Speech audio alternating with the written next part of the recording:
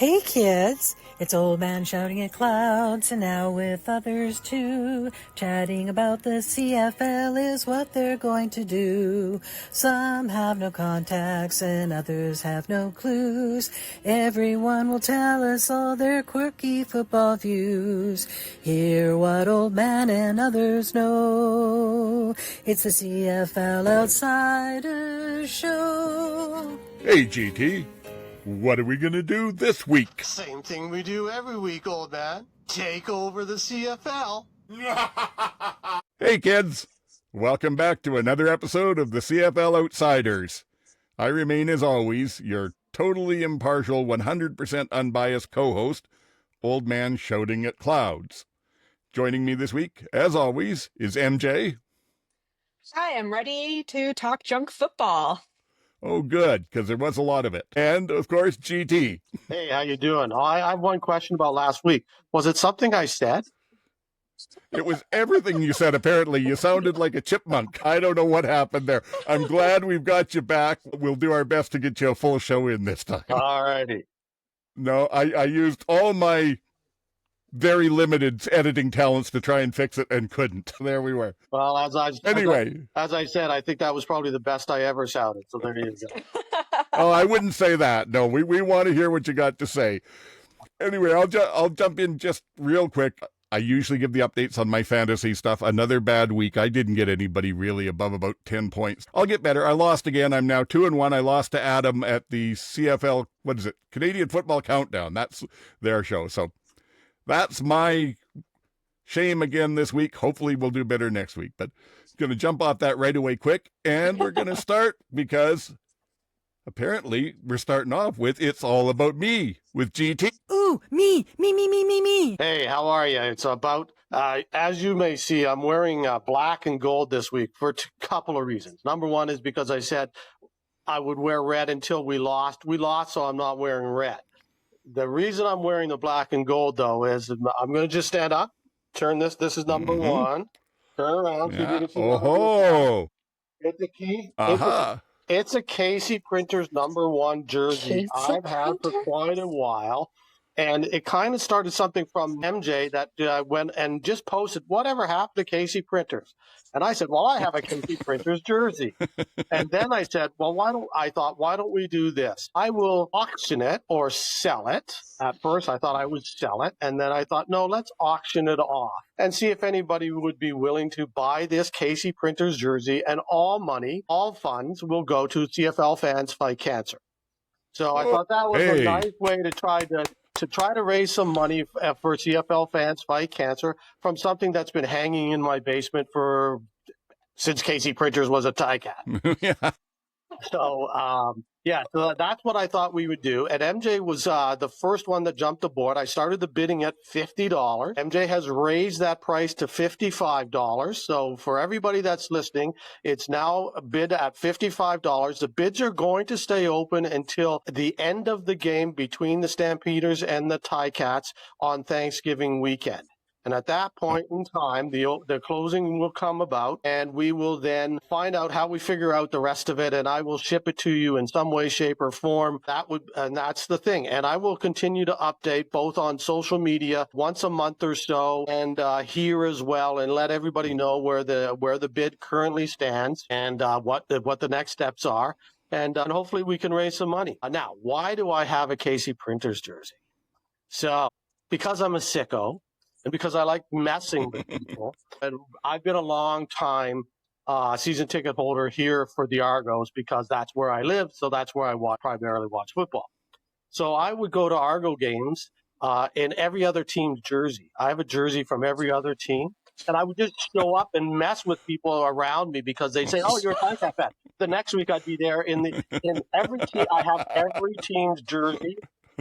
Other than the Red Blacks, because they didn't exist, so I don't have a Red Black, and I don't have an Edmonton jersey simply because I would never own a Edmonton jersey, no matter what. Of course. And I do have a Rough Rider jersey, which in today's world I would never own again. So I still have that left from the days before, when they were just kind of cute. when they were just kind of cute and off to the side and we didn't worry about that. But yes, that's why I have every other team's jersey, just to mess with the other fans around me, where they would just go, what are you doing? And then the only time I would wear the Argos, which I did on Friday night, was when Edmonton was in town, or now when either Edmonton or Saskatchewan in town, I wear my Argos jerseys, because on those nights, I'm an Argo fan. So I love it. That's amazing. Story. That's the story. So I am willing to give up the Casey printers, and we'll see how it goes. And maybe I'll do the rest of them as well. And I have another little bit of paraphernalia that, if this works, I might also put up for on auction and see if you know what, if it's just sitting in my basement, it's a great cause, and if we can raise money for it, even better. Oh yeah, absolutely. It's I give you big applause for doing that and for putting the money towards it. Well, like you say, we'll update it here every so often as we go through, and we'll pump it up on the other stuff where we're at, see what we can do. We've all got a couple of rants to talk about this weekend. It seemed like it was the not just ugly weekend of football, but the angry one as well. And I was going to mention, first of all, I'm sure most people know by now, Coach Dinwiddies' explosion after the game. It was incredible to watch. I don't know that I've ever seen a coach that angry, and I've seen a lot of them. I've seen the classic ones about the playoffs and all of this stuff, but he was just so upset, and it makes me almost wonder if there's more going on behind the scenes there with Chad still being out, and is it maybe that injury just isn't coming back? Is there other pressures? Because I don't know. I've heard a lot of people say, oh, I'd love to hear a coach talking like that, nice and honest and everything. But calling out your players in a press conference, even if you don't say specifically which guard it is, you're still doing close enough that that's there. And then the part that I can tell you from being having been in a leadership position, being a people leader, when you make a threat that somebody is going and then you do nothing to follow up on it, you lose all kinds of credibility with your team. So if he was going to say that, I would have thought somebody would have gone. That's about all I've got to say. What do you guys think? Well, I didn't see it because I was at the game, so I didn't see it, and I wasn't going to watch that whole game again just to be able to see the rant at the end, because I've seen enough at that game. But obviously, I've heard pretty much all of it from the thing. One of the things that I do say is that he said somebody's going to lose their job. He didn't say somebody's going to be off of the team. So it could well be that he's going to make some changes to that offensive line. And maybe one of the guys that we think is like a Ryan Hunter, who maybe he's a tackle, not a guard. He was specific about a guard. But somebody like that who's a high-profile guy might get knocked down to not being starting. And maybe it's just for a week or two. But that fulfills the threat without losing the player. So I don't think we have to jump to the conclusion 3 days later that he hasn't cut somebody, so therefore he hasn't lived up to the threat. It might be simply that he doesn't make changes along that line. And they have to, because that line's been horrible. It was horrible that night. It's been the worst part of their team all in 3 games so far. I have a real problem with calling out a specific player in a press conference. This is Ed Hervey level nonsense. And my take is that Ryan should not be there if that's how he's going to act and talk about his players. You've clearly lost the room. This is parenting 101. You can't give empty threats, and you can't call specific players out in press conferences. You think about Mike O'Shea would never. Dave Dickinson probably would never. You can't, I don't care how mad you are, you cannot throw specific players under the bus. It is just not the vibe. Actual quote was, someone's going home tomorrow. Yeah. So that's not, I'm making changes. That's someone's going home tomorrow. And there's been no action on that. And the other thing is, I don't know, it could be Hunter because he's had a bad first few games and they did move him inside to guard on that game. Might have been him. I don't know. It's either him or who's the other one? Vandal, I think. So one of them, he's not happy with how they came into the season and with. Well, why are they on the team then? Yeah. Were you not at training camp, Ryan? Did you not see he came in at that weight? Yeah. You knew. I don't think it's a surprise. So I just don't understand why you need to voice that out to the entire world. Yeah. Well, and I've seen him on the bench at games when things aren't going well. like literally trailing along behind people, yelling at them, like we used to see Chris Jones do. So he's a great coach. He's got a fantastic winning record. He gets the most out of his team, but I wasn't impressed with that one. Anything else, or should we move on? Yeah, well, I think it ties into when we talk about the game. I think a lot of it has to do with the game itself, and it has to do with, the fact that they're 0-3. Now, MJ was going to tell us about our other rant that's got everybody talking. I try to read. Okay, Luke Wilson on the X place posted apparently a huge rant. I've only seen screenshots of it, so I haven't seen him replying to anyone. I tried to read it. My eyes glazed over. He was rambling, but basically, his takeaway from the CFL is that it's hot garbage and we need to change a bunch of rules. And my favorite CFL social media person, Bo Levi Mitchell, today told Luke Wilson, "Welcome to the CFL. There's going to be quarterback sneaks and penalties." Mm-hmm. So I can't wait till Bo's on the panel. But it was just, I think a lot of the upset here, and I was thinking about it. Luke almost feels like an outsider coming in and telling people what's up. And it's different when you talk smack about your family, and then when somebody outside your family talks smack about your family. It's two different things. Are there things that can be cleaned up? Great. Is it necessarily rules? I don't think so. He was talking about how no one's watching games, and I think that the rules are not the reason people aren't watching games. Yeah, first of all, I'll say this, is that it wasn't that different than what he said in an interview with 3 Down about 3 or 4 months ago. It's basically the same thing. It was just after a game, so he had specific examples from a game. This isn't new. This is what he thinks the CFL needs to do. Now, I don't agree with most of what he said. I do believe it sounds very much like an NFL guy telling us that the NFL is better and you need to be 4 downs and you need to do this and you need to do that to change the rules. Yeah, but we don't want to be the NFL, so that's not going to happen. And the way that he didn't like the last minute and a half, that's what we all love about this game. And from the stands, it's terrific. From an analyst point of view, maybe it's not. Maybe it's not from some guy that played the game. But you didn't play this game. You played a different game. If you played this game like Bo does, or like some of the current players do, they might tell you this is the best part of the game because it's freewheeling and because it happens in a minute and a half. I agree with you on that. What I heard him saying was basically you should become NFL rules. Everything that he complained about was basically the stuff that they don't do in the NFL. And like you said, GT, it makes the CFL exciting.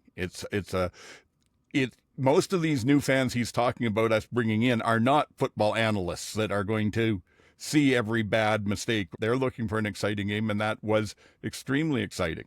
So I'm with you. I write it off. I don't do a lot of social media, but what I have done seems like everybody is just writing it off. It'll be interesting to see how TSN reacts, because one of the things that really annoyed me about it was the fact he sat there on the game at TSN and did his little sideline gig. Look, I'm now part of TSN and everybody should be paying attention to me. And he said none of that stuff.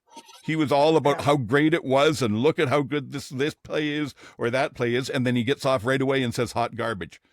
It seemed like he was mostly talking hot garbage about the last 2 minutes of the game. That last drive, he seemed to really not appreciate it. And he was talking about timeouts. Why wasn't there more timeouts? And you only have 2 timeouts. If either know the rules and then talk about it, but you can't just complain about it if you don't know the rules. So you can't say, oh, they should have called a timeout if there are no timeouts to call. You do quarterback sneaks because you only have 3 down. You do you have the yard off the ball, so you have more opportunity for quarterbacks. There are things that you need to do and just do differently the way the game's played. If you want it to be the NFL light, well, that's not what any of us want. Sorry. I don't know. There's a lot more to say about it. This is not me. This is stolen from, I don't know, it was either 3 Down or the 2 and Out guys or something I was listening to yesterday. But they pointed out on the whole quarterback sneak thing that Saskatchewan at least had 6 quarterback sneaks for 30 yards. And they said any football play you can average 5 yards a play on, it's not a bad football play. I think he's just trying to draw attention and make himself be a household name in Canada, because a lot of people that are CFL fans don't know who Luke Wilson was. Let's get off of that and go on to GT. I hear reinforcements are coming in Calgary. Yeah, they signed Adam Bighill to the practice roster. I think most people have either been waiting for him to sign somewhere or expecting him to kind of ride off into the sunset after the injury last year and Winnipeg not re-signing him. I kind of thought he would take a shot somewhere, and I kind of thought it made sense to be in Calgary over the course of the offseason. And now it makes great sense considering they had Markel Lee, their number one middle linebacker, go down and might be out for the entire season. And then they lost another linebacker on Saturday, and certainly they were already thin there. So to get a guy of his caliber, even if it's as an insurance policy, and even if it's only for Markel Lee is back in after Labor Day or something, well, then you know what? You still keep Biggie around if he wants to be around for the rest of the year, and it doesn't cost you too much money. He's a great leader. I don't think it's a bad move, and it's good timing. You do those kind of signings when you have a bye week. Next week, maybe he practices a bit. I wouldn't be surprised to see him in one of these next couple of games, because they look pretty bad at linebacker on the weekend. Yeah, they are, especially in the middle there. They started with Tights, and he was a good football player at one point, but he's aged quickly. And what I saw was he was either crashing too quick to the line and getting just tied up in all the blocking, or he was hanging back too far and not getting to the hole before the running back was through it. They're in tough. And then I noticed I can't remember the name, but their rookie that they drafted this year, they had him in for a big chunk of the second half. Yeah, and he looked like he's got a fair nature. Yes, he looked like he's got some potential, but again, he's a rookie. So Bighill, if nothing else, will be a great coaching addition to them. Yes. And then it's just how much does he add on the field. I did hear someone suggesting that he might not be fully recovered from the injury yet, so they may still need a couple of more weeks before they can get him into playing at all. But we'll find that out as it goes along. Yeah. I just want to offer my condolences to the Winnipeg Blue Bomber fans, because this hurts. Oh, I'm sure, yeah. My equivalent is when Peter Diakowski signed with the Riders. And you Yes. just in one heart, you're like, I'm happy you're still playing football, and I'm glad someone wants to give you a shot, and you're going to go help another team. But it's like a dagger. It's a dagger. And so Bomber fans, I really feel for you.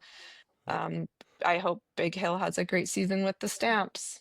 Yes, and it's been a bad year for them already, because Andrew Harris is coaching with the Riders, which has got to hurt even more. Tough days. They seem to be winning. I think they're just fine.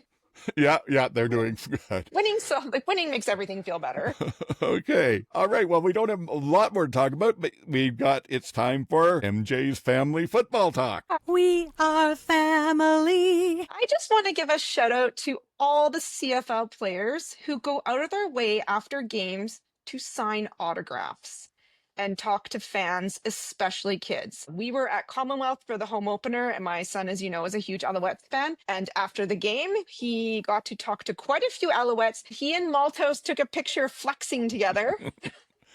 And he was just over the moon about that. And he wanted to make sure that I sent it to the two of you. He's like, please send it to Old Man and GT. I need them to see this. Yeah, we've got it, and we've got a slightly modified version that I'm going to throw in here so folks can see how good it looks. Yeah. And he talked to Alexander, and Alexander took a picture with him. And I was like, thank you so much. You guys only come here once a year. He's like, yeah, I know, because he ran over after his interview with TSN. He ran over because we saw him waving. And this is how you grow a game. You want to talk how to grow a game? Just sign autographs for the kids for 10, 15 minutes. It doesn't take a lot of time. And these are core memories. These are core memories for kids. Like he was just over the moon. Special thank you to the Montreal Alouettes. Special thank you to Maltos and Alexander and Austin Mack and the other players who signed, but especially those three who took the time to talk to him. You guys are just superstars. Yeah. Big applause for them. Well done. Gotta love the players that do that. Yeah, they, whether it's them or you hear the stories about VA. You were talking about how the one preseason game that he wasn't dressed, he was sitting there tossing footballs back and forth with kids in the stands. Honestly, it doesn't take much. Doesn't take much. I think that's one of the best things about the CFL is that maybe because they're not making multi-million dollars, the players there really seem to appreciate the fact that they're playing for fans and take the time for the fans. You know, we see stuff like this at games, but there's also on every team, there are players that stick around in the off season and go to different events, and they get paid for speaking engagements, but they're out there doing that. And a lot of it is with kids and with the schools. So good on to the CFL players for what they give back. Speaking of CFL players and speaking of all those ones you just did, I guess it's time to move on to our first game here. Montreal 38 at Edmonton 28. And I will maybe start with this one just by saying it wasn't a great game for the Elks. They looked really good in garbage time in the fourth quarter, and they scored 22 of their 28 points there, but I don't take a lot of good away from that. On the other hand, they were also playing Montreal, who's just been, I said last week, a tier above everybody else, and I can't wait to see a game between Montreal and Winnipeg or Saskatchewan. Basically, that's about the only two I see right now that feel like they could maybe give them a game. Toronto, if Kelly comes back and changes it, maybe. Any thoughts on the game? A few things. I thought, it was the overall, the first thing I'll say is for an opening day, for home opener, the crowd was terrible. It really was. And it looked probably worse on television than it was live, or maybe it didn't. But it looked pretty bad. Secondly, overall, my feeling as I was watching the game, especially in the second half, when he started to make things happen, was Trey Ford is not working with Maximic at all. It seems like the only time he was doing things and was when he was off script, when he was just moving outside in the pocket and then looking for his second or third reads down the field. When he's forced to do, this is what I'm told to do, this is what I'm going to do, it doesn't work. They need him more mobile, and he may just not be one of these guys that's going to live up to his potential in the short term. He might be Vernon Adams 2.0. Vernon Adams took 8 years before he finally fit into a system and then put all of that stuff together, and is now the guy that people love as a quarterback. It may not be Edmonton's, and Trey may not be the guy there over the long term unless something happens. But I just think they need to be able to figure out how to utilize him rather than trying to have him fit into a little box that they have designed for him, because it's not working. I heard someone talking on a podcast today about McKessick and when he was in BC, and he worked with Mike Riley and Nathan Rourke, and they are not Trey Ford. You're never going to make Trey a pocket passer. He's got to be mobile. He's got to be mobile all the time. They're like giving him grief for not doing his second, third reads, but he'll do those reads when he's running 30 back. Then sometimes he'll make a great throw downfield. So he can do his reads. He's just not doing them the way that offensive coach seems to want him to do them. And it's just, It's pretty disappointing. And he had progressed more under Jarius Jackson, frankly. Yes. He was, for sure. He was getting through his reads. I don't think that it's impossible for him to be a pocket passer. I think he'll end up being a VA, or what I said a few weeks ago, given the right people to work with, he'll end up like a Flutie, where he can stand in there and pass out of the pocket and be great. But if the line suddenly breaks down, then he can do all this other magic and go off script and still make things happen. So I don't know. It could be just learning pains between the two of them, but I don't think it's a lack of talent on Trey's part. I don't think it's a lack of talent on either of them, the coach or the quarterback. I think it's just a mesh between the two so far, and I think it just may take longer than we expected. And we think, he's his fourth year, but he's still got very little consistent playing time to learn. And again, he might learn to play from the pocket, but it's never going to be his best position. He's always, as MJ said, going to be better rolling out and throwing on the roll. Just a reminder that Jarius Jackson did interview for the head coaching job of the Elks, and they said no. Well, we'll see how that all turns out for them. I won't go into a lot of the stuff that I feel like saying there, but I will say a couple of things from Montreal's point of view that I was impressed the hell out of me. That is a very good team. But that interception that Ento made, coming across, what kind of range and speed he showed on that. When they showed the replay, how far he closed and what he did on that was amazing. And then the other thing that I thought was really, really pretty football was the touchdown run by Sean Thomas Erlington. He did a fantastic job. That was patience, waiting for the holes to develop. And even once he got through the holes and heading down the field, he was still letting the blocks set up in front of him. He's a good running back when he gets the chance. Yeah, I thought, speaking of Trey Ford, I thought Davis Alexander did his best Trey Ford at one point, where he did the exact same thing, where he just ruled out, was 20 yards deep, and then ran around and then just launched a bomb and perfect end zone touchdown. I mean, and the difference between those two quarterbacks was, Davis Alexander looks like he's on. If that injury is not long term, if he's back on track, he's going to be so good, it's crazy. All those people that were doubters, I think, were wrong. MBT was also pretty inspired because he did like a big jump. Yeah, that was hurdle. Yes. One of the other podcasts was saying you're too old for that. Yeah, you are, sir. No, leave that to the young ones. Yeah. There was a couple of other things before we move on from the game that I noticed in the game. Number one was, I'm not sure if it was camera angle. I'm not sure if it was the play calling. I'm not sure if it was the plays themselves.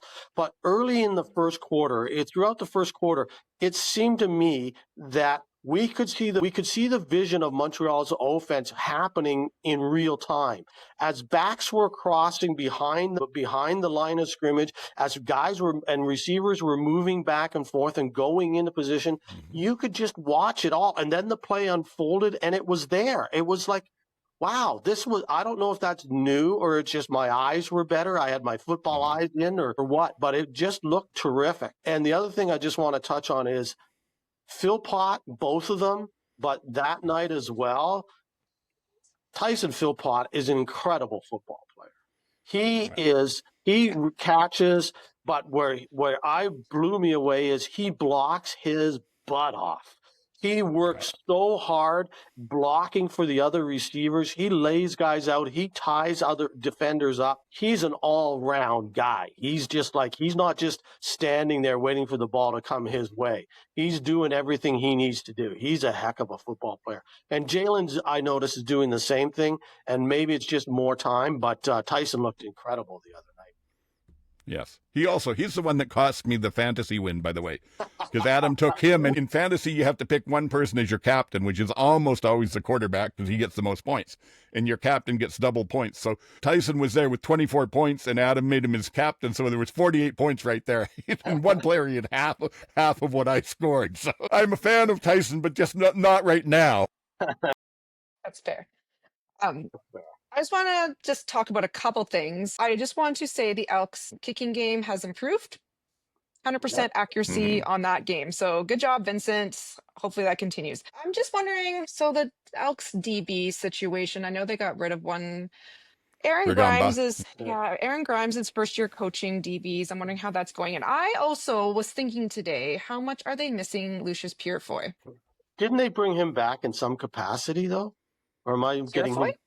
He's suspended for 2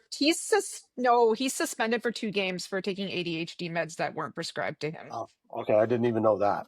He has now been diagnosed with ADHD and has a doctor's. But anyway, I was at that game, season opener. I'm gonna give the Elks a little bit of a pass on this. Why would the CFL make a team have a home opener on a Thursday night at 7 p.m. during the school year? There was hardly any kids there. Hardly any. My kid was only there because of the Alouettes. If the Alouettes were not playing, we wouldn't have gone to that game. Okay. Can I ask you a question? If you had tickets to a Blue Jays game on Thursday night at 7 o'clock or 7:30 with your son, would you go? It would depend. It would depend on what. I'm so tired of people using excuses like it's a Thursday night. You go to every other sport on Thursdays. Why does football, and particularly the CFL, get all this? Oh, I don't buy into that. I don't buy into the traffic. I don't buy into any of those excuses. My child did not go to bed till midnight that night because we stayed till the end, and it is a disaster waking a kid up. It depends. If it was like playoffs, that's a different nuance, and I would probably say yes. A regular season, especially early in the season, no. There wasn't a lot of kids there. They took down all the Elks signage. All of it's gone. They put a former name on a fire truck and paraded it around the field with the polar bear mascot. I really don't want to talk about this, but I'm just going to say my experience. It canceled my family tailgate party for next month. We're not going. We're done. Like, I can't give Larry money. So I will watch on TV. I will not be attending in person. Good luck, Larry Thompson. Yeah. I think all of those are valid reasons not to go. I just don't think a Thursday night's a valid reason. But Yeah. No, I agree with what you're saying, and we'll cover them because it's, it's part of the CFL. But I think that had a lot to do with the fact that they had 14,000 and change sold tickets. I don't think there was that many in the stands. There was not that many people in the stands. I've had people on Blue Sky reach out to me. I had one fellow reach out to me and say specifically when they held that press conference back 3-4 weeks ago, his first thing he did was he called his season ticket rep who'd been trying to get him to re-sign and said, "Don't bother. I'm not interested in any of this." I've seen others talking about how the fact they're not going to go to the games. If you want to talk hot garbage, that is hot garbage. There's no reason for that. And I wonder how much that affects the players. How do you go into that every day? Anyway, well, I think we're all on the same place that we're not impressed with Edmonton, and that management group ain't going to get any support here. A couple of things that I will mention, because you were saying about Davis's injury, Davis Alexander's injury there. He missed both days. They've had 2 days of practice so far, and he's been DNP. I checked that before we came on here, so that looks a little iffy. Austin Mack was limited the first day and did not participate the second day with a foot injury at all. And the other one that I'll mention, just because Hamilton didn't play this week, is Greg Bell with Hamilton was limited in practice. So I don't know what'll happen there. Is Montreal going to be like the Winnipeg Blue Bomber machine where you just like drop new people in and it just keeps going? Yeah, like Calgary was for years. And I think maybe we'll see on that front. The one thing that I've been waiting to see is they got Josh Archibald back off injury. He's the D-end that they picked up from BC, who was just a rotational D-end out there, a Canadian. But I was really impressed with him last year, and I can't wait to see what he does on that line with the kind of performers they have there. So hopefully he'll be in this week. They could start 3 Canadian defensive linemen. That's crazy. Well, yeah, think about the Canadians on that defense. Back at safety, you got Dequoy. Then you've got at linebacker, you've got Tantan Arku, and all names that I struggle to pronounce. Boy Berglund, you've got Uglak, and now you've got Arkham. Yeah, it's crazy. I mean, that's without even really working at it. That's your ratio right there. It's pretty wild. They're loaded. There's no doubt about it. So, but it'll be interesting because they were much more conservative with MBT there, and they weren't going nearly as deep in the second half as they were in the first half. They didn't need to. Yeah, I think that was as much to do with the fact that they had such a lead in there. Because they didn't have to give up. I don't believe they had to give up the points to Edmonton. They did in that fourth quarter, but it's just they were playing fourth quarter football, smart football. Yeah. So that takes us on then to the other game, the one that's caused all the controversy this week, which was Saskatchewan 39 at Toronto 32. And I'm not going to say a lot about this off the start, other than this is the fact that I think that Luke Wilson missed, and a lot of other people that are complaining about that game with all the penalties and with stuff not being done well, is you had a game going on between one team that has not had their starting quarterback yet this season and frankly looks lost in what they're trying to do out there a whole bunch. And the other team was at the end of a 2-week grueling travel schedule. They flew to Hamilton, Toronto, and back twice in 2 weeks and then had to practice on top of that. I'm pretty sure they were just exhausted. And that's when you start getting penalties from just poor technique or you're tired and grumpy and whatnot. I think that a lot of the stuff that people are complaining about within that game had to do with those facts, that neither of those teams were in a position that they could play their best football. Well, I think a lot of it had to do with 8 starters from the week before in Toronto not being available. 8. That too, yeah. Starters. That's a lot. on a team that wasn't exactly playing terrific before that, and a team that had, what a lot of people suspected was a decimated defense from free agency in the offseason, and in a team without their number one quarterback. I will say that this was the chippiest football game I've seen in many, many years. And it was chippy from the get-go. And then that penalty, that the late hit and the injury midway through the first quarter, that wasn't great, but it was chippy from the opening, and it just got progressively worse. And I will say, from where I was sitting, it seemed to be instigated by Saskatchewan. And I'm not doing that as an anti-rider guy, because I'm not. I'm just saying that's from my point of view up in the stands. It seemed to be Saskatchewan that was driving that. Like, they knew that they had a Toronto team with a lot of guys that were not veterans and therefore are more likely to get upset earlier. So let's tick them off, type of thing. The one guy that I noticed mostly, and I don't know if it came across on TV, so you can correct me, but Jermaine Hardrick, he was in the midst of every single one of those, and he seemed to be the leading figure that was making the Argos nuts and driving guys after the play and doing lots of chippy stuff, and that seemed to be going nonstop from the beginning to the end. Toronto took a lot of penalties. Saskatchewan took more. But Toronto took them at worse times because there was a lot of offsetting penalties. And then the play at the end, it was so exciting. The place went wild when Brissett caught that 2-point conversion. And Brissett and Mattel both had terrific games as Canadian. Both had terrific games. And then, the way it ended was that's classic CFL football. I mean, it's bad that they only had 11 players and they buggered it up. But that's sort of classic CFL football too. Yeah. So there you go. Yeah. Well, and that whole game to me was all the way through it. I wasn't sure who was going to win or lose, but I didn't get nervous because that was a classic Saskatchewan game. When they went up by 10 points in the first half or something, I said, doesn't matter. This is going to end up being exciting. These games, either the Riders lose by a couple of points or something goes wild. And that is a Riders game. You certainly don't end up using all of your seat for the last 3 minutes of any of their games. It seems like you're perched on the edge.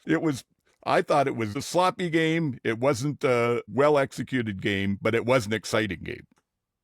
Yeah, exactly. Because there was still lots of really good plays in that game. There was some great catches. There were some big hits. There was a lot still going on in that game. And live, it didn't look as sloppy again. Maybe what it looked like was slow and broken up because of the injuries and because of the penalties. But it wasn't like this is just like another boring.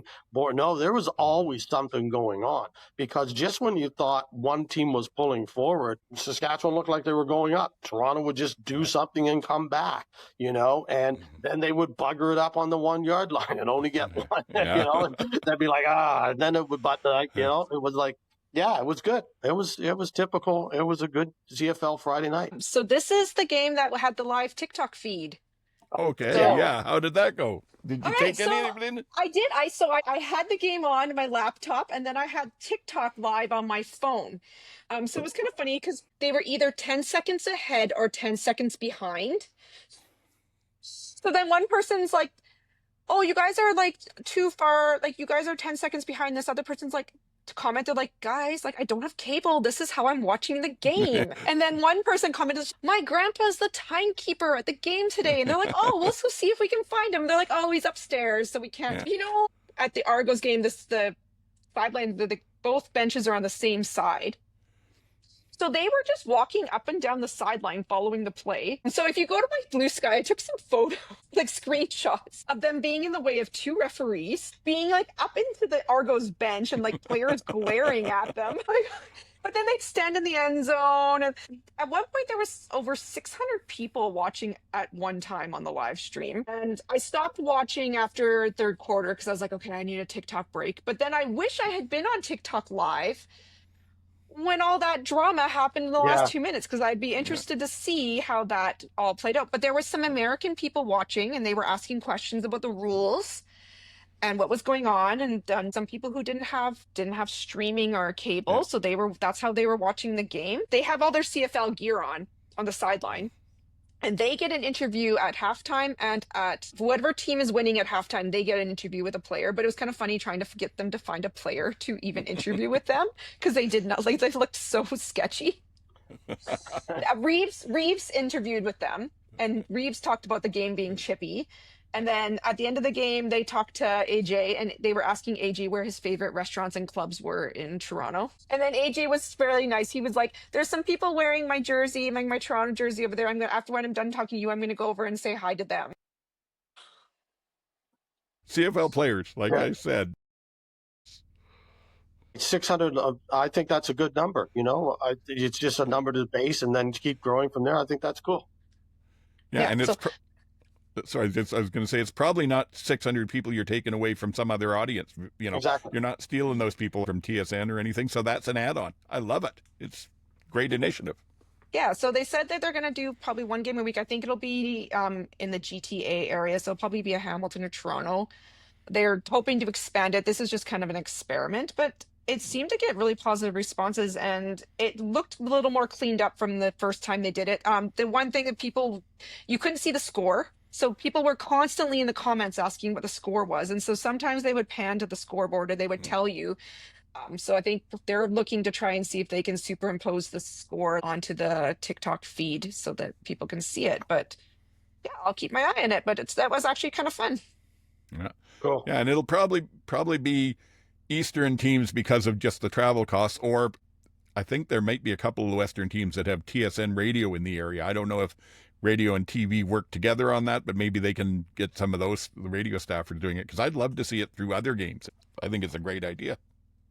Who are the quote unquote hosts? Are there a couple of Argo? No, they're I think they're CFL. I think they're TSN employees.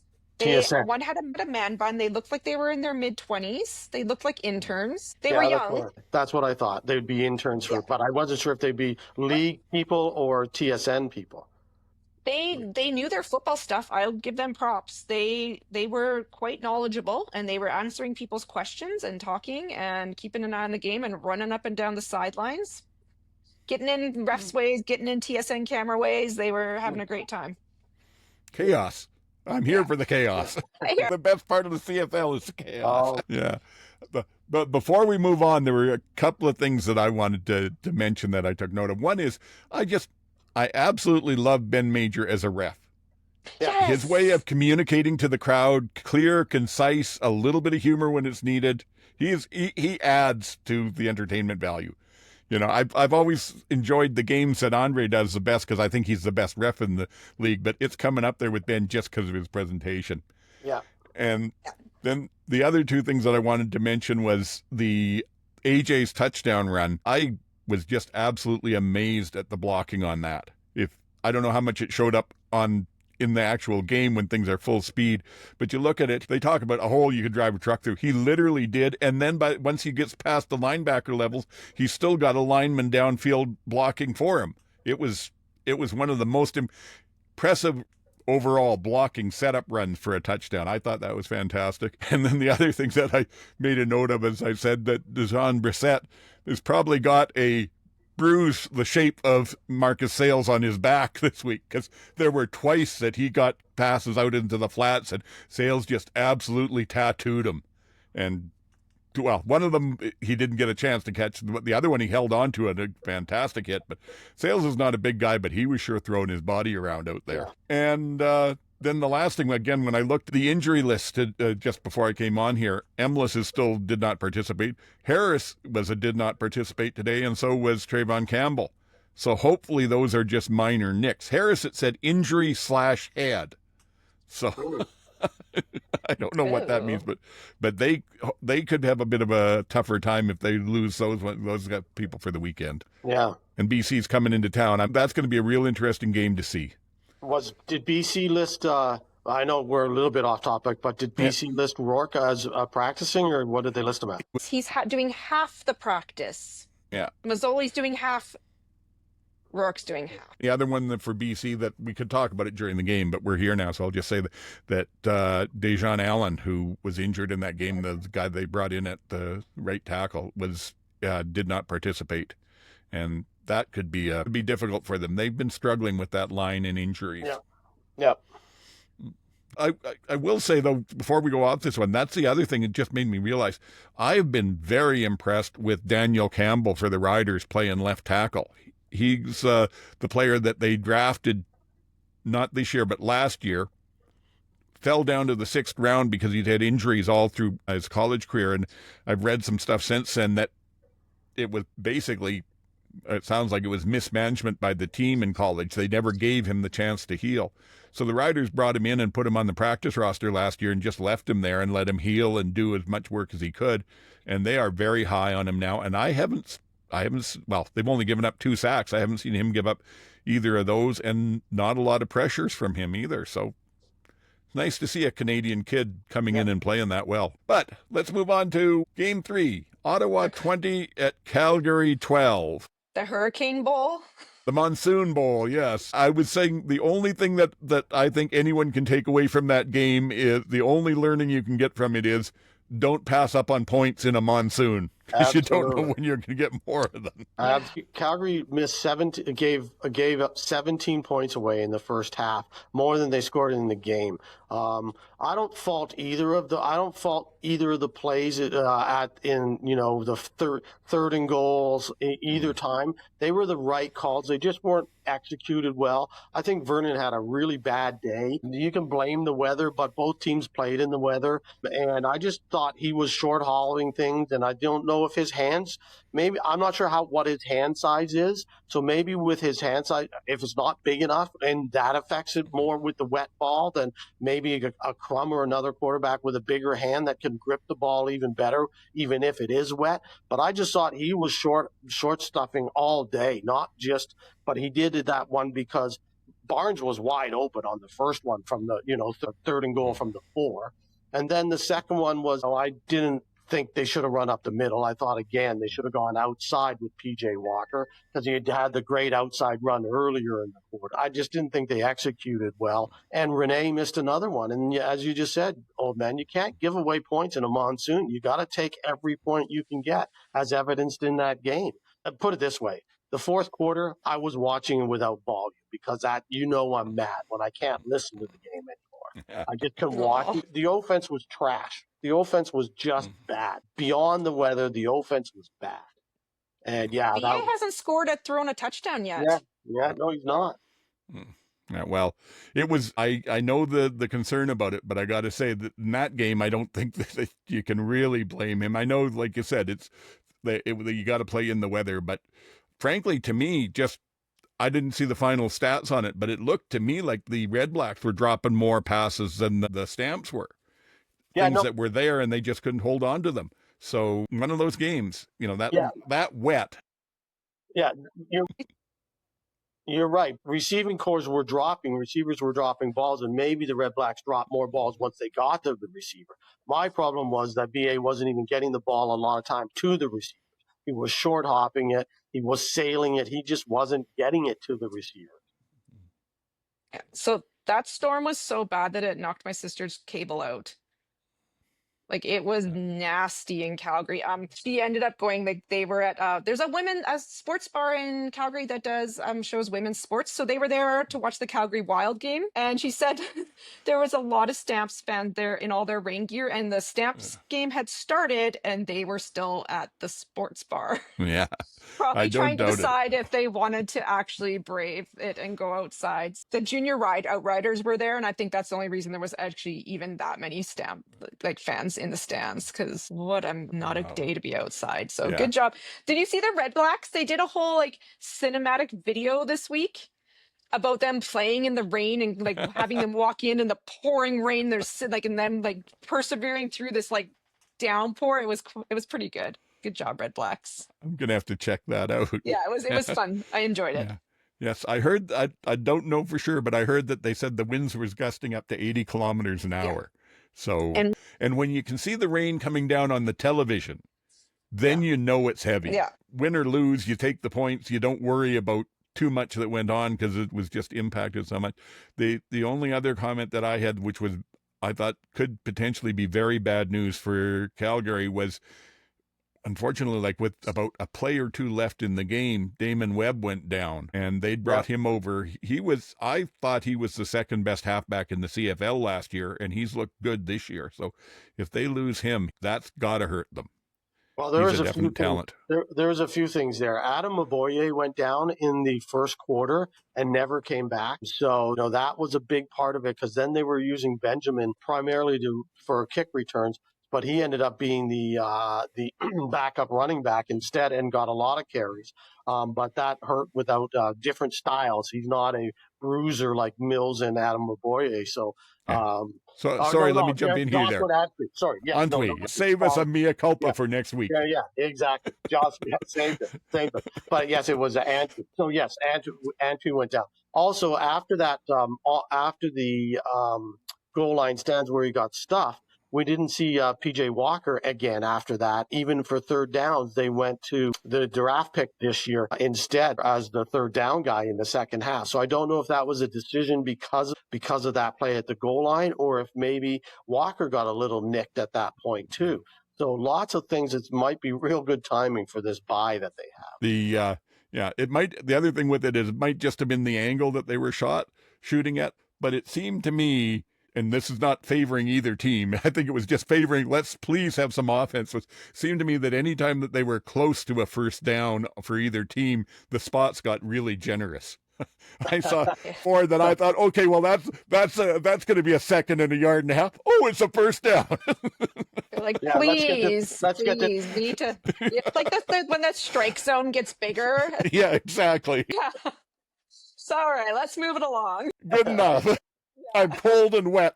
I'm cold and wet. I want to go home. All righty. Anything else for that? Or I think we've already talked an awful lot about a game that can be summed up in monsoon in one word. So that takes us then to game 4, where Winnipeg went into BC and came out on top 27-14. Of course, it was Jeremiah Mazzoli in there, not Rourke.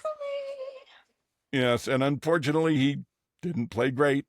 I have things to say about this. Okay, go ahead right now. Yeah, jump in. I will not stand for Mazzoli slander. And this is why.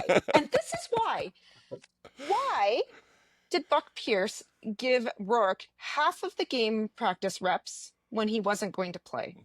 The balls were there. They were there. They were close. I joked that maybe the receivers in Ottawa were 5 inches taller than they were in BC, but they weren't. They were just off. They weren't in the ground. They weren't 20 yards. Like, people weren't running. It was close. They were always close. And I'm just wondering if he had full practice reps with his receivers, if that might have changed a few of those. Buck's doing the same thing this week, giving Rourke half the reps again and Mazzoli the other half. So clearly the lesson hasn't been learned. But before you dig Mazzoli into a big dark hole, I just have to stand him a bit for that. Yeah. And his O-line was terrible.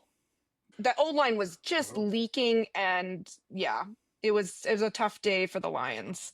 Yeah. In fact, I would say, if I had to call it, I would say the overthrows had less to do with the amount of practice and more to do with that line. He was backing up on almost every throw, and that's how you overthrow, when you can't step into it and you're just having to try and strong arm it. I thought personally he didn't play well, but he wasn't really given a lot of opportunities to play well either.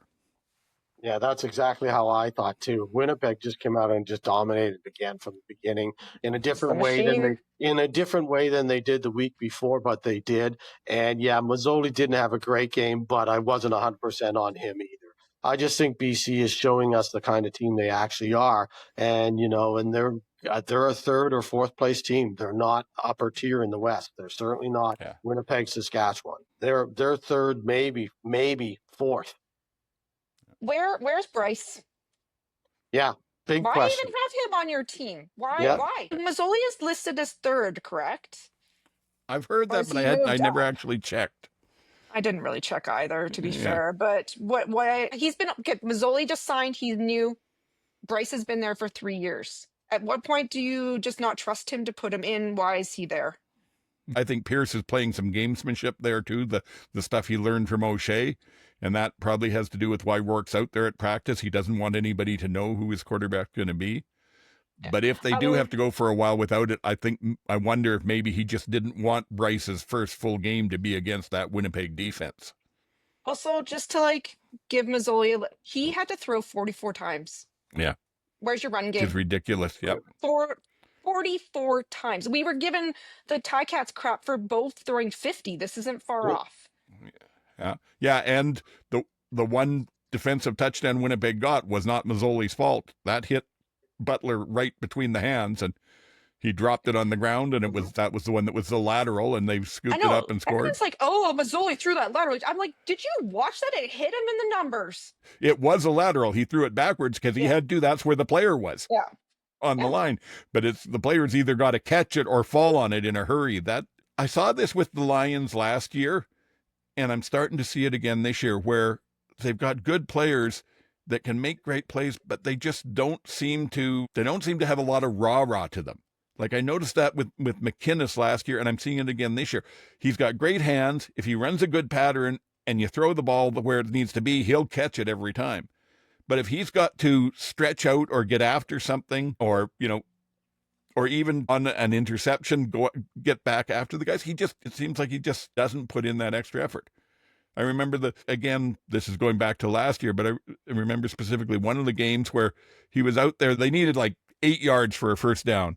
They passed to another receiver for 6 yards, and he's trying to fight to get across the first down line with a couple of DBs on him, and McInnes stands there and watches him. Whereas every other team in the league, they're over there pushing. They don't seem to have that real desire to get in and give it everything they've got, which is how you win football games. Yeah, but that was the thing that Buck was supposed to change, right? Because that's what they even talked about at the end of last year themselves, and that's what they were supposed to change this year. I agree with you. They're not that great a team, period. Yeah, my husband was raging watching that game. He's like, they're not even doing anything. It's just infuriating. That's what I'm saying. It seems like low effort. Yeah.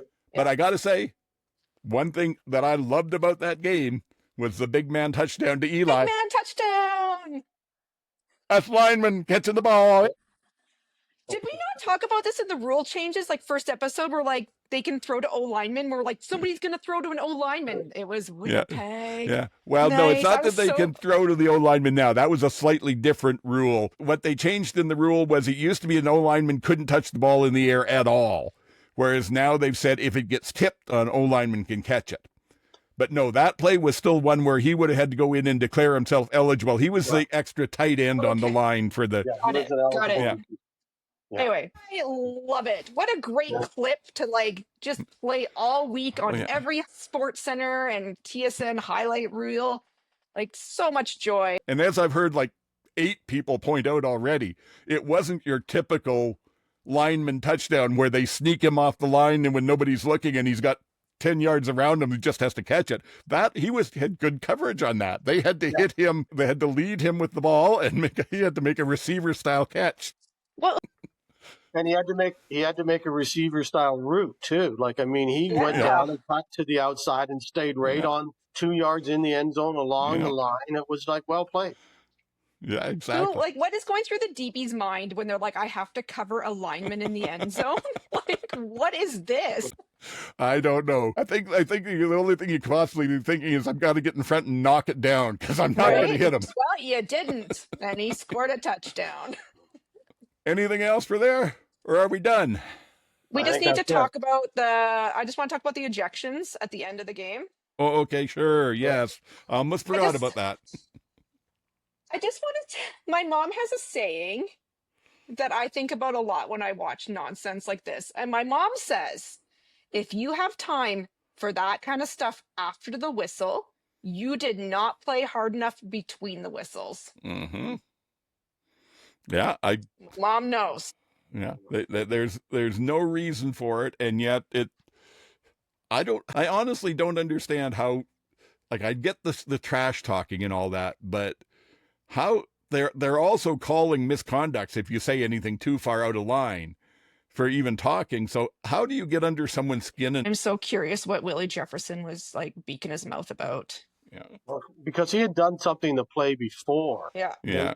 So that was his second misconduct. Yeah. He had, so it was It wasn't like it was just a one-off. No, he was definitely doing something that was ticking him off for sure. Yeah. And interesting again, like I say, that it's the veterans like him and Hardrick that I just thought were, that's really unusual, or not guys you think about in that manner by any means. So. Yeah. Well, I know Winnipeg, I would never call them dirty or chippy, but they do have a reputation that they go that extra mile, as it were. That they play to the whistle and a beat beyond if they can get away with it, and those things I can see getting under your skin eventually. But still, you learn how to play football, and part of playing football is not taking penalties because somebody's decided they're going to get chippy with you. I don't understand how people get to a pro level and haven't got that into their wheelhouse yet. Maybe I expect too much of people. I'm shocked that there was no misconduct, like ejections in the Saskatchewan Toronto game, and there was 2 in this game. I couldn't believe it. When we were talking about that Saskatchewan Ottawa game, I was thinking about that, and I realized part of the problem there, I think, is that they're doing too much of the offsetting penalties. Yeah. So then 2 people get it. It doesn't really affect the game. It does mean that if they get another one, they're out of the game. So there's that deterrent, but it doesn't really stop anybody from instigating if they know it's just going to be the trade-off. So I think that they can watch the tape now. The replay center can see what's going on before it. Watch, and if you can determine an instigator, either the instigator gets the penalty or he gets a higher yardage penalty. It's like 10 yards for the person that's reacting to it and 15 for the one that generated. You start doing that stuff, and maybe then you'll get a cut down on it, because like you said, GT, a lot of vets do that knowing that they're looking to get free yardage. Yeah. Is it like the NHL that has the instigator rule? I think they do in fighting, do they not? Yeah, I think because I think there's just if you instigate, you're getting the bigger penalty, and I think CFL might need to look at that, because that's not how you grow your game. Like, it's kind of funny at the moment to watch Willie Jefferson like gesturing at fans, but in the longevity of the game, that's. Well, yeah, and the other thing is, going back to the earlier games, Saskatchewan and Toronto, that many penalties, it just starts to be a bit of a slog to watch. Yeah. And I got to say that this weekend was a bit of a tough weekend to watch between the monsoon game and stuff. I found that by the time that I got into the third quarter of the last of the games of the BC Winnipeg game, I was saying, well, if I wasn't doing the podcast, I don't know that I'd stick around for this, because they were already at a good lead and it just wasn't going anywhere. Yeah, this weekend we get 4 games over 4 nights, so at least it's not double headers. But there's always a weekend in the season or 2 that you just go, yikes, that was hard to watch. And this happened to be one of them, because, it wasn't the best weekend for football, that's for sure. Yeah, exactly. And I hope this week will be better, but I don't know, because it looks like there's at least some imbalance going on. It's Winnipeg and Edmonton, which doesn't promise to necessarily be a dead even game, and Montreal and Hamilton, where Hamilton is still struggling some. Yeah. Hey, now. I know, careful. GT's got his Casey Printers jersey on. Yeah, well, there we go. Bringing the good vibes. Okay, yeah. To tell you the truth, that the 2 that I am looking forward to is the BC Saskatchewan one, because that'll give us a read on where those teams are actually at. It's been kind of hard to tell. And then the other one is Ottawa, especially if Brown is back, in Toronto, or Toronto in Ottawa at the end of the week. And I hope that also that the Child will be back, and we'll see both starting quarterbacks there, because that could tell us a lot about that division. Yeah, should we do our picks? I guess we better. So let's move on to our picks and what we did last week. We were 3-1 last week, which was pretty good. Look at us. Yes. So for this week, here we go. We're starting with, on the Thursday night, Edmonton at Winnipeg. Do I have to ask? No. Just put it in. We're all on Winnipeg there. Okay. Yeah, we're all on Winnipeg. Montreal at Hamilton. I said Ticats, especially if Alexander doesn't play. Exactly. Also, I want to point out that the Humidex, I looked up the weather. I was like, I'm going to check weather this time around. And it's supposed to be 27 plus Humidex. Yeah. And as you know, GT, the Southern Ontario Humidex is like add 20 degrees to that. Yeah. So I'm going to say Ticats. Yeah, it depends. Like, there's a couple of games this week that it depends on quarterbacks, and this is the one that's mostly depends on quarterbacks. If Davis Alexander's playing, I'm taking Montreal. If it's MBT, I'm taking Hamilton. So Okay, well, right now, I'm taking Hamilton. Yeah. So we're going with Hamilton from you two folks. I will say that. Sorry to not to be down on the Ticats, but regardless of who's in at quarterback, I would still go Montreal. The team or the podcast is picking Hamilton, so that's good. But I think Montreal. Yeah, we're picking Hamilton. We're picking. That's what I said. I just want to also tell you that the Ticats put a really nice social media video out today about they're doing their hammer theme that night, and they put out a big thing about the history of the city and the history of the football team, and it's good vibes all around. Ticats. All good stuff. I don't know that I'd be picking anybody over Montreal right now. So that's where I'm at. But that doesn't matter. The show is going Hamilton. So hopefully you guys take us to a win there. So let's go on to the next one. BC on the Saturday. BC at Saskatchewan. Oh, it's Riders. I was going to pick Lions, but then I saw Buck Pierce is splitting up his practice again, so I will say Riders. Yeah, no. And unless it's Jake Mayer. Oh, if it's Jake Mayer versus you mentioned Mazzoli. Harris has a hand injury. They said head / illness. So did he have a migraine? Yeah, no, I'm still. You know what? I'm still going Riders. I don't have any faith in BC. I hope Mazzoli has a better game, but I'm still going to have Riders. I'd say Riders too. The only way that I see that it might not be the Riders is if Rourke comes back and Harris is out. Because if it's Rourke against Mayer, that might be enough of a difference. But without Rourke, BC doesn't have a lot going for them. Okay, but what's going on with their O-line? Even if Rourke's back, I don't know. Yeah.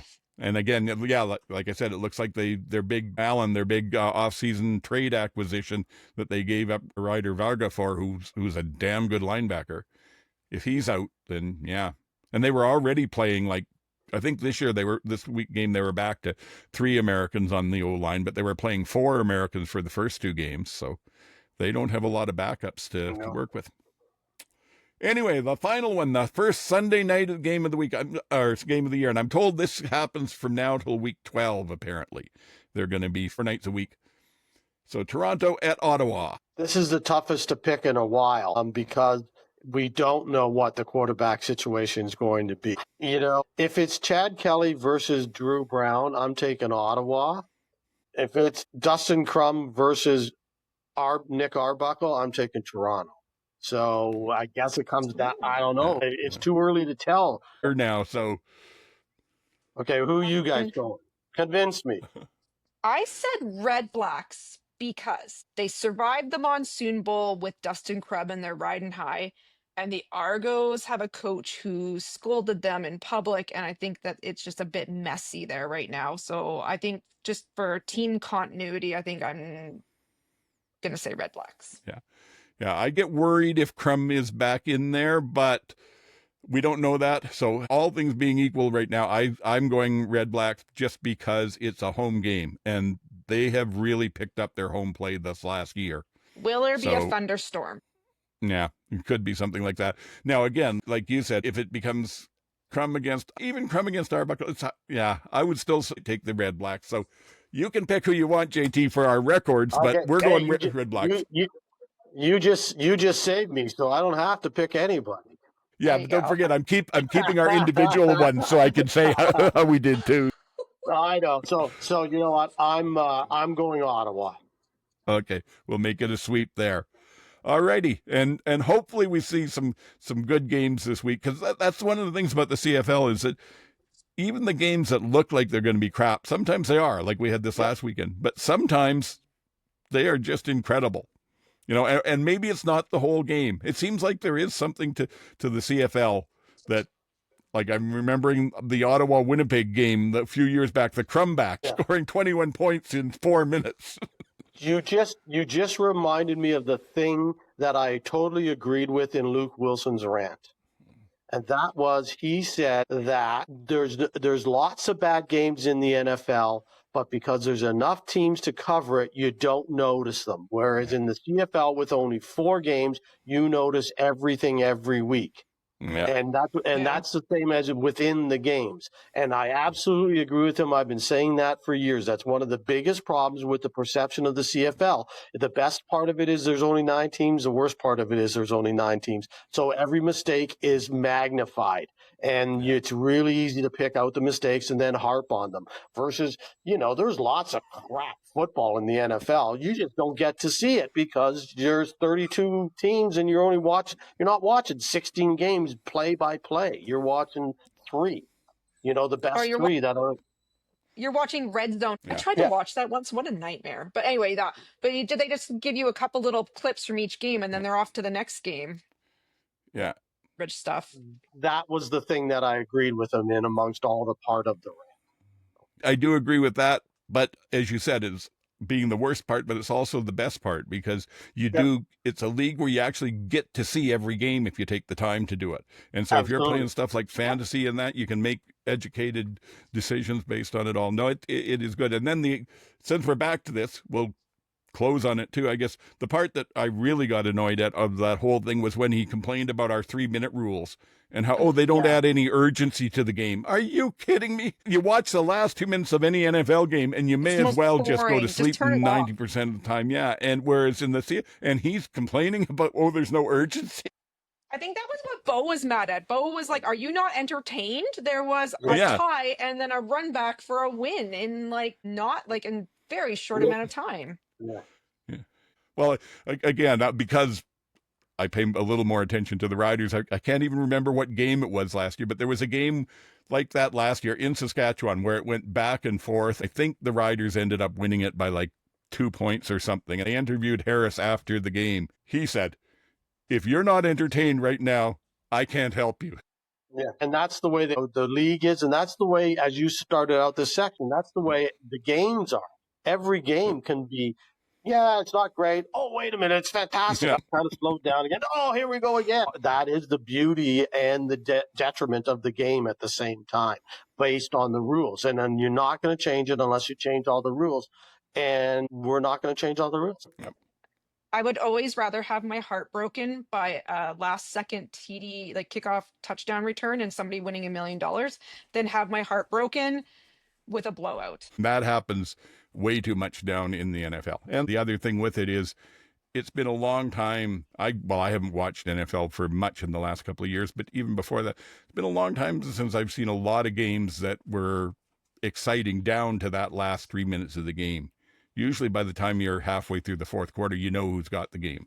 They keep trying to tweak their rules a little bit to make them a little more CFL. So Luke Wilson might want to think about that. Yeah, exactly. Look at what, who was it? McDonald down in, wasn't it? Yeah, the coach down in Miami that's doing at least last year was doing the best he could to run a CFL style offense, running his receivers along the line of scrimmage to get some momentum before the play. I personally, I agree with something that I've also heard both the Kelseys say, that they figure that there should be some of the CFL rules put in there. Well, maybe Luke should talk to Jason and Travis. I've given up on the whole NFL and CFL discussion. I don't care. I don't watch NFL. I've never watched NFL. So I have no opinion on the NFL so I don't care. It's pretty simple.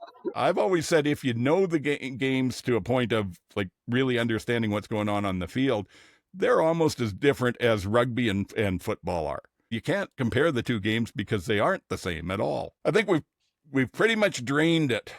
Yeah. I know I'm starting to fade. All right. So where can any closing thoughts you got, and where can the folks find you on the social medias? Well, you can find me with this lovely jersey. $55 Beautiful. Is the current bid. We're going, as I said, I'm at GT Barnum on Blue Sky, and that's where it is. I'm also going to be posting it, if I can figure it out, on the Ticats forum on the CFL website. Anywhere else that anybody that is listening or watching, please repost. Let's drive some money towards CFL Fans Fight Cancer. Yeah. And I will try to outbid you. I'll put it up on the CFL Reddit too, because the subreddit there is pretty active. So, great. But I'll put your contacts on. Blue Sky GT. Okay, and MJ. Yeah, you can find me on Blue Sky at Sports and Plants. I am currently in a discussion about how the CFL could do a crossover with Book Talk to generate some interest. Okay. So come join the discussion. Alrighty. And I'm oldman-SAC on Blue Sky, where the overall podcast is the CFL Outsiders on X. You can get us there if you want. We're also the old-fashioned email if you'd like. Oldman, all one word, .shoutingatclouds, all one word, @shaw.ca. And all that will be in the show notes. But I think that's about done. We've run ourselves into the ground. So until next week, for GT and MJ, this is Old Man saying, get the hell off my lawn.